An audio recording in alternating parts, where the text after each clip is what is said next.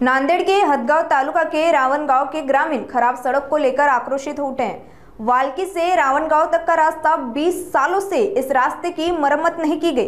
ग्रामीणों ने चेतावनी दी है कि अगर सड़क नहीं बनी तो आने वाले चुनाव में वे मतदान का बहिष्कार करेंगे। गौतम गणपत वाघमारे, राहणार रावणगाव, तालुका हदगाव, जिल्हा नांदेड येथील रहिवासी असून मी 32 वर्षे सेवा केली।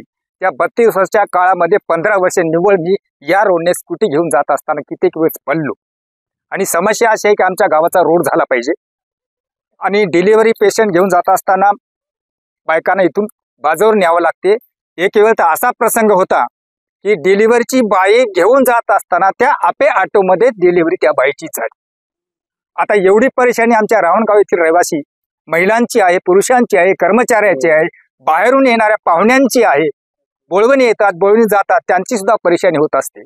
आणि परिणामी एखादा म्हातारा माणूस दवाखान्यात जर जाऊ लागला तर एखाद्या म्हाताऱ्या माणसाची कंबर आदळून मोडते आणि जाग्यावर कुचवला जातो, त्याची कंबर मोठे पुन्हा सरळ होत नाही, शेवटी त्याचा अंत होतो। अशी आमची मागणी आहे की आमच्या गावाचा रावणगाव ते वाळकीपर्यंतचा रोड मंजूर व्हावा, अशी सर्व गावकऱ्यांची कळकळीची शासनाला आणि जिल्हा परिषदेच्या येणाऱ्या उमेदवारांना सुद्धा आहे। आतापर्यंत एकाही व्यक्तीने निवडणुकीपुरते येतात आणि निघून जातात।